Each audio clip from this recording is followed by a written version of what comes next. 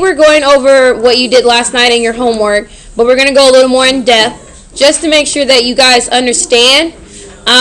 If there are any questions, I ask that you ask me, and hopefully we can get this clarified.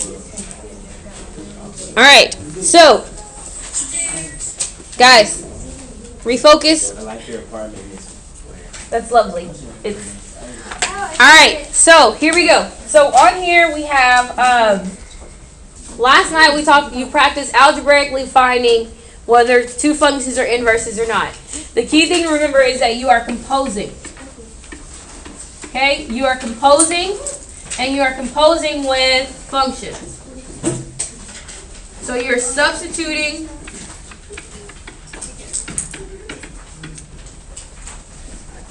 x with a function.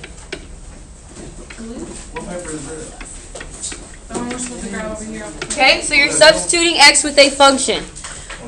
Alright, so the first thing I want you to do is on number 1, I want you to split the problem in half. On the left side, we're going to compose f, composed of g of x. And on the right side, we're going to compose g, composed of f of x. Okay? So by composing, that means I'm substituting x with a function, right? Well, what function am I substituting in x for on the left side? What function am I substituting x for on the left side? G of x, right? So it's going to be f x squared minus 2. Reason why is g of x equals what? X squared minus 2, right? When you're substituting, it's like exchanging someone for money. It's like asking me, oh, I have 5 ones. You have a $5 bill? That's an even exchange, right? They mean the same value. They have the same value. They mean the same thing. Okay? So I exchanged g of x for x squared minus 2. Now, I can actually plug it in. So wherever x is, I'm going to plug in what?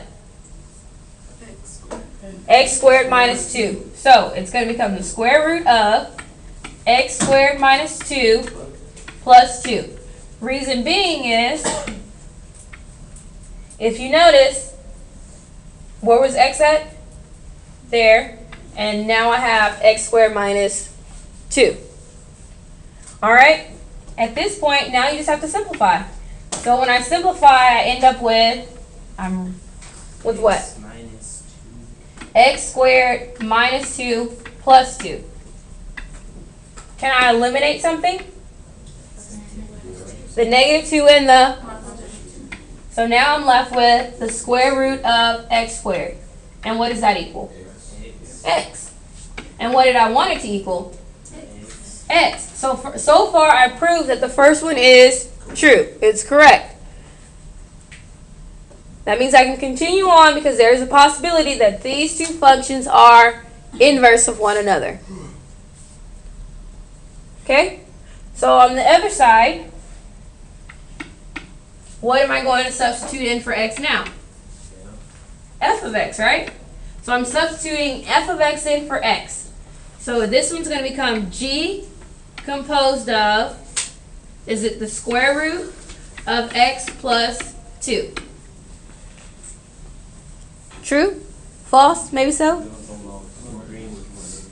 Okay. Where are you lost at? Okay. So you're just plugging in? Mm-hmm. You're just substituting. Composing means we are substituting x with a function. So wherever x is, I'm going to substitute in that function. So for here, x exists with a square, right? So this is going to become a square.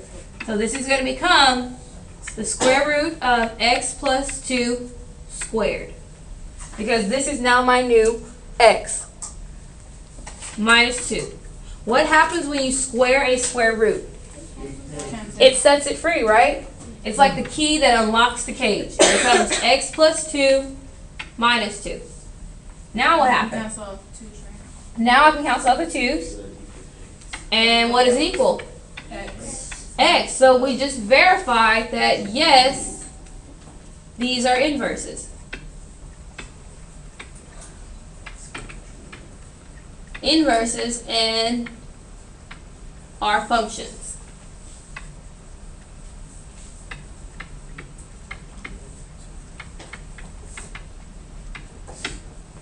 because we have x and x, which was our last and final verification, that means these two functions are inverses of each other, and they are both a function.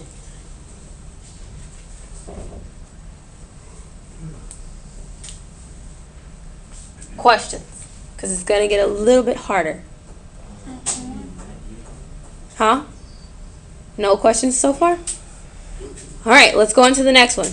So on number 2, again, we're going to split our page in half. Split our page in half. And again, we're going to compose f of g of x on the left side. And we're going to compose g of f of x on the right side. Are we always going to do that? Yes, the test. Okay, so on the right side, I'm substituting in g of x, which is what? 1 over x plus 1. 1 over x plus 1. So that means whatever x is, I have to plug in 1 over x plus 1. So how many times am I going to plug that in? 2 times, because how many x's do I have? 2 x's. All right, so equals, first one being plugged in, 1 over x plus 1 plus 1 over 1 over x plus 1. We just created a mini double-decker of fractions, right? Okay? So do those cancel out? No, they cannot cancel out because because this is a binomial term, which means that these are combined by addition or subtraction. The 1 isn't random. It exists right here. The 1 is right here. No, we substituted in. We substituted in. So we took g of x, and that's all we're going to do with g of x. We now know that this is what we plug in for x.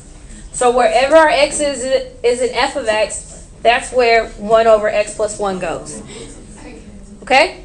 All right, so now at this point, we're going to start simplifying, and then we can start making this problem look less and less intimidating.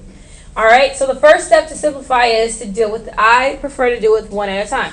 So we're going to deal with the numerator. So the numerator can become 1 over 1, right? Because any whole number can become a fraction just by adding what underneath? A 1. So now I have 2 fractions. How do we combine 2 fractions with addition that have different denominators? Kind of like cross multiply. Remember I taught y'all chopsticks in a bowl? Alright, so we're going to try chopsticks in a bowl. So here's my first chopstick. What's 1 times 1? My rice is plus. My other chopstick to eat my rice with is 1 times x plus 1, which is x plus 1. And my bowl that holds it all is? What's 1 times x plus 1? X plus 1. So that is my combined numerator. Any questions about the combined numerator? None? Alright, so that's my combined numerator. Now I'm going to focus on the denominator. Thanks, just have a seat anywhere. So, we're on the denominator. Do I need to put my denominator in here? Do I need to do anything with it? No, because it's already simplified as much as it can be simplified, right? Yes. So I have 1 over x plus 1. Okay? So now that's done. Now, do you divide fractions? No. No. What do you do with fractions? You multiply by the what? By the reciprocal. You multiply by the reciprocal. So when you multiply by the reciprocal, that means that my numerator stays the same. So this is my numerator, so n is going to stay the same. So my numerators, we might as well combine like terms. What's 1 plus 1? 2. So I have 2 plus x over x plus 1. So my numerator is staying the same. Instead of dividing, I'm now going to multiply. And instead of this being 1 over x plus 1, it's going to become x plus 1 over 1. This is what it means to multiply by the reciprocal. Okay? I'm multiplying by the reciprocal. Remember, the reciprocal means you are flipping the fraction. So at this point, can I simplify? What cancels out? 1 doesn't cancel out. 1 becomes invisible again, right? Because it's no longer needed. So 1 puts back on its invisibility cloak, and it goes away, and I'm just left with... Is that what I need to be left with, though? No. What did I need to be left with? X. X. Because there is no x, because this does not equal x. So that way we don't have to do the G now? Mm-hmm. Equal x. F of x and g of x are not inverses.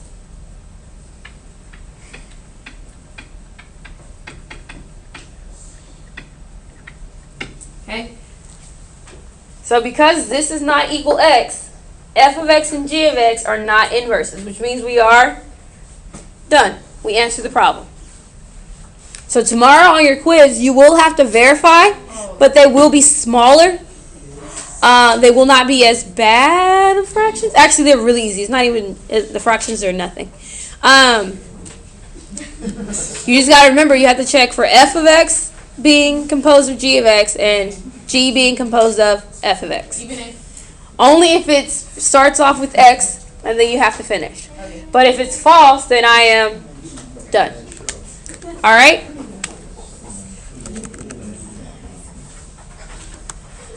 So we're going to go into the back. Now, fractions, again, are not your friend. We're about to have a serious double-decker up here. So make sure you pay attention. Ask me questions. Because we're going to do f composed of g of x as a class, and then you're going to do g composed of f of x on your own. All right? So, are y'all ready? No. Pay attention. Ask questions.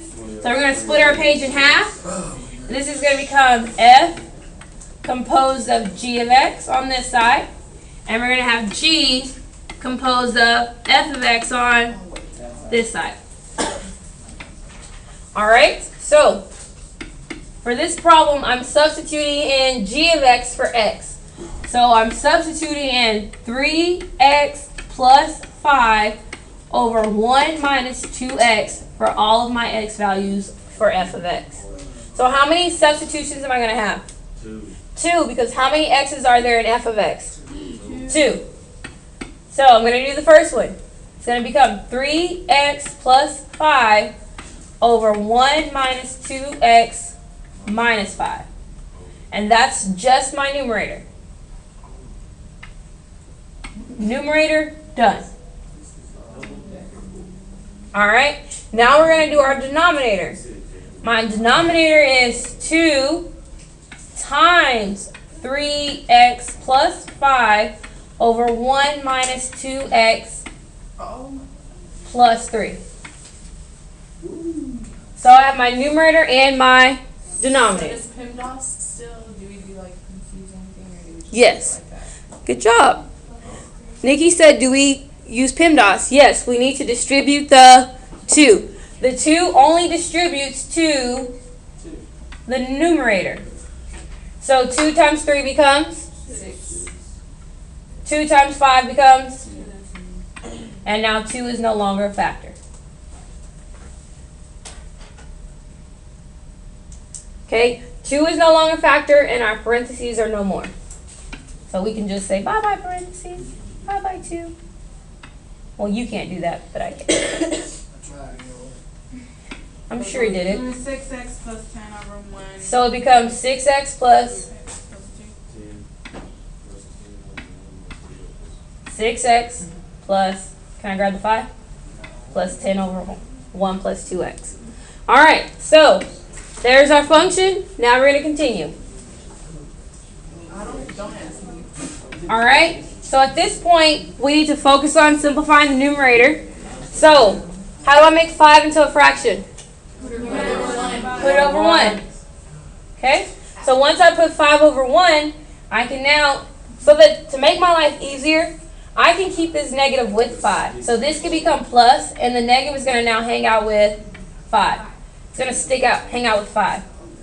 So now we're going to do our chopsticks in the bowl, getting close to lunchtime.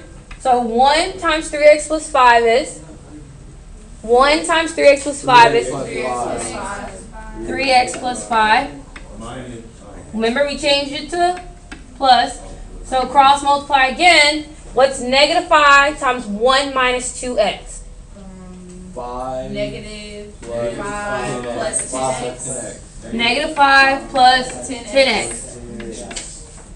Alright, and then I do my bowl. So what's 1 times 1 minus 2x? What'd you say? 1 times 1 minus 2x. 1 minus 2x. There we go. Didn't mean to stump you there. Alright, numerator's done. So now we're going to go to the denominator. So on my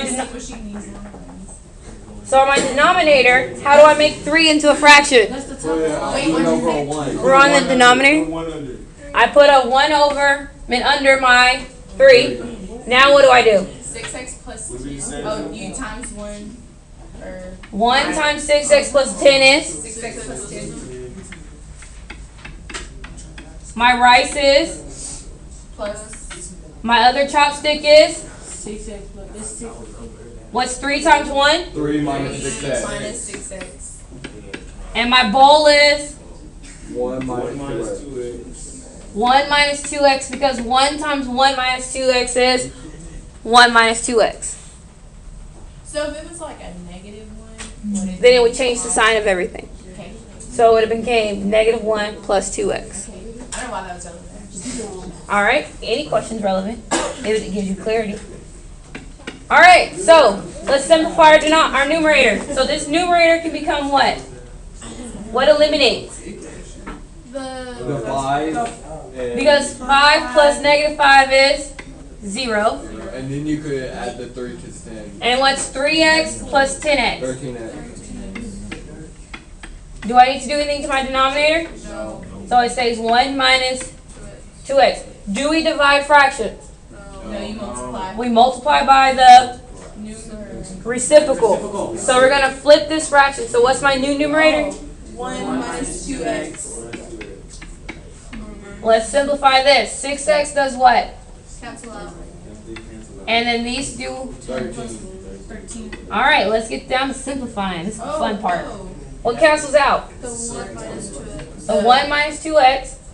So it goes 13x over 13 and 13. So I'm left with 13x over 13. And what cancels out? 13. And what are we left with? Okay. So what does that mean? It's everybody. That means you gotta do G of X. That means you've got to do g of x.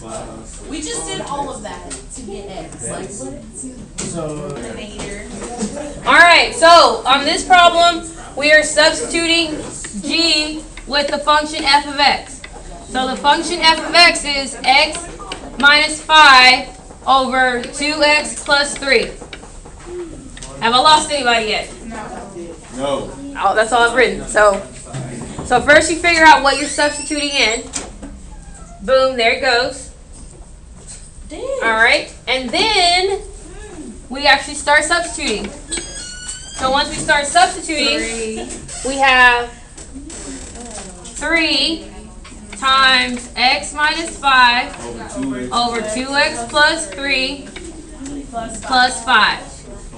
All over 1 minus 2 x minus 5 over 2x plus 3. Distribute. Okay, then I'm going to start distributing. You can just put it down. Anywhere, I don't care. 3x minus 15. Alright, so I distribute, and when I distribute, I'm going to end up with, 3x. this becomes 3x, this becomes 15, and the 3 is no longer a factor, right? Alright, and because of that, I can now also do my chopsticks in a bowl. So I'm going to make this 3 no longer a factor. So it's not going to be 3x. minus 15. Yeah. Oh. I was moving the other stuff that's unnecessary. Alright, so chopsticks in the bowl. 3x minus 15 times 1 is what? 3x minus 15. 3x minus 15. What is my rice? 10x plus 15. Cross multiply. 5 times 2x. 10x plus. And what do I hold all of it in? A bowl. And my bowl is? 2x plus 3. Because 1 times 2x plus 3 is 2x plus 3. Anything times 1 is itself. So I've handled my numerator. Now I'm on to my denominator. So my denominator, what do I need to get rid of first? The negative 2. The negative 2. The 2, right? How do I get rid of the 2? Distribute it. I distribute it. And then I can get rid of the parentheses. So when I distribute and get rid of the parentheses, it's going to become what? Negative 2x plus 10. Yep. There you go. Because it's saying negative 2. So when I distribute, it becomes negative 2x plus 10. A negative times a negative is a positive. So it's going to become negative 2x minus plus 10. I'm sorry. All right? And this is going to be... And then this bad boy goes, wait, I'll pull a Nikki. Yes. And scribble it out. That's just what I do. Okay? All right. So my parentheses are no longer a factor. Parentheses aren't a factor. The 2 isn't a factor because I've already distributed. All right. So now what can I do? You can do the rice and the ball. I can cross multiply. What's 1 times 2x plus 3? What's my rice? Plus. What's 1 times negative 2x plus 10? Negative 2x plus 10.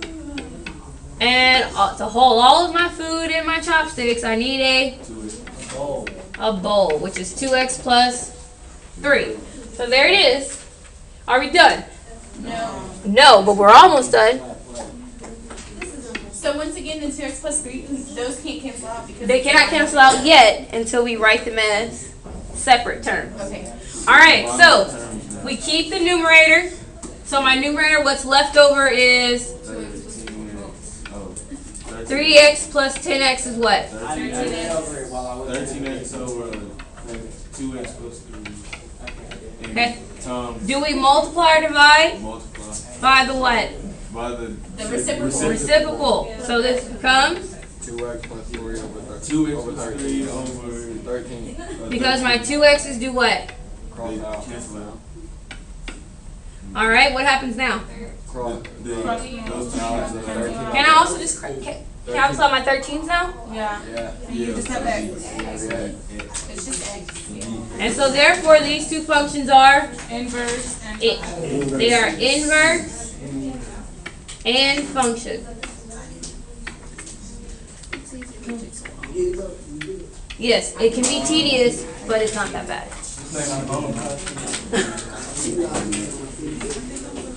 I think I came up with that analogy because I was hungry. Alright, so we're going to now talk about domain and range of rationals. We talked about rationals on Friday on our notes that I told you to look at to help with your homework in the beginning. So, with rationals, the main thing to know about a rational function is you're going to have a horizontal and vertical asymptote.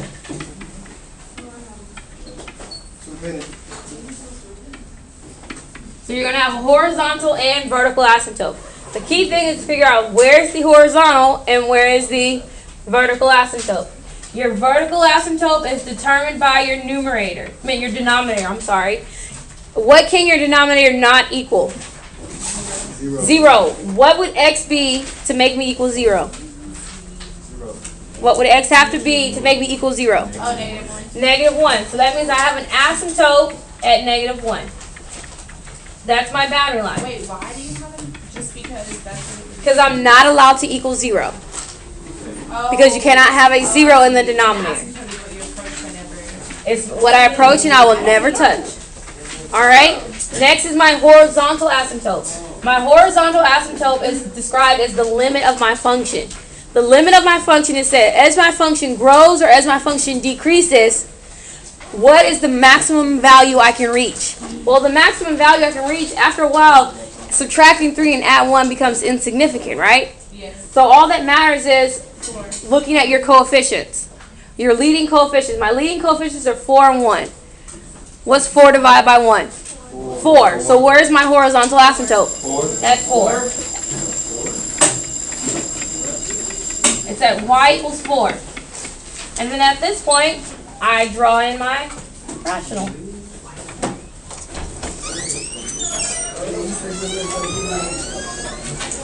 Alright, so the domain of this function will be the range of the original, which is negative infinity to 4, union 4 to positive infinity. The vertical asymptote will be the horizontal asymptote of the original,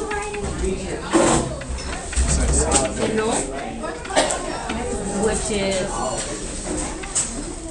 y equals 4. So it's x equals 4. And then f of negative 3 will be 6 because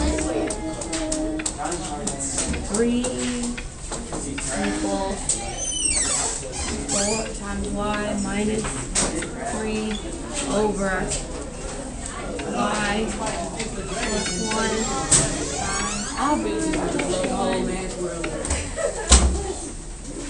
Like, I just want to go to the creator of math and just kiss him out. 3 Just to burn his body up. Even though he's probably bones, ashes, whatever, I burn add him. 3 factor y left with 6